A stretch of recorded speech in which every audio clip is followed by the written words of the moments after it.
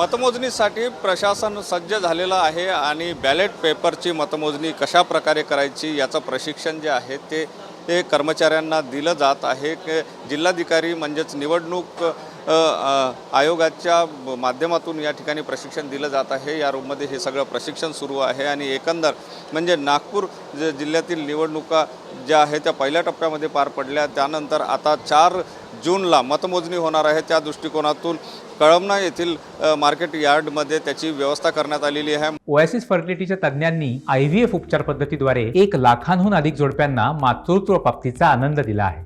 मोफत appointment book करण्यासाठी आजच संपर्क साधा. कर्मचाऱ्यांनी आणि निवडणूक कार्यावर असलेल्या अधिकाऱ्यांनी ते कशा प्रकारे हाताळावी या दृष्टिकोनातून जो आहे तो प्रयत्न केला जातो आहे. आणि महत्त्वाचं म्हणजे जे मतमोजणीच्या वेळी कुठलीही गडबड होऊ नये त्या दृष्टिकोनातून जे प्रशिक्षण आहे ते प्रशिक्षण या कर्मचाऱ्यांना दिलं जात आहे.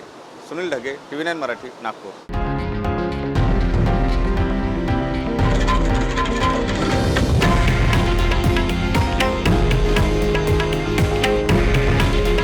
हे आहे देशातील नंबर 1 न्यूज नेटवर्क आणि आपण पाहत आहात TV9 मराठी. काळजी तुमची, हित महाराष्ट्राचं.